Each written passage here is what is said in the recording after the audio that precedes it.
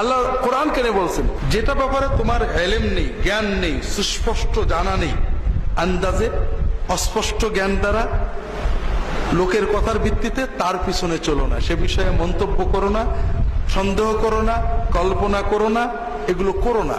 আপনি দোকানে বসে আছেন, রাজনীতির কথা হচ্ছে, আবহাওয়ার কথা হচ্ছে, আমেরিকার কথা হচ্ছে, দেখবেন আপনি কোনো অনুভূতি ছাড়াই অংশ নিয়ে ফেলেছেন, কথা আর আপনি চাপতে পারেননি, একটা বেরিয়ে গেছে। যখন এটা আপনি কন্ট্রোল করতে পারবেন, তখন আপনি ভালো মুসলমান হয়ে যাবেন। চুপ করার অভ্যাস করেন, প্র্যাকটিস করেন যে আল্লাহ এই কথা শুরু হয়েছে, আমি বসেও থাকবো, কথা একটা বলবো না, ভিতর থেকে বেরোচ্ছে, এটা বলি।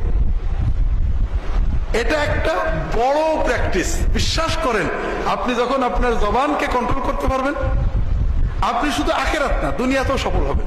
আল্লাহ রমজান পর্যন্ত আমাদের হায়াত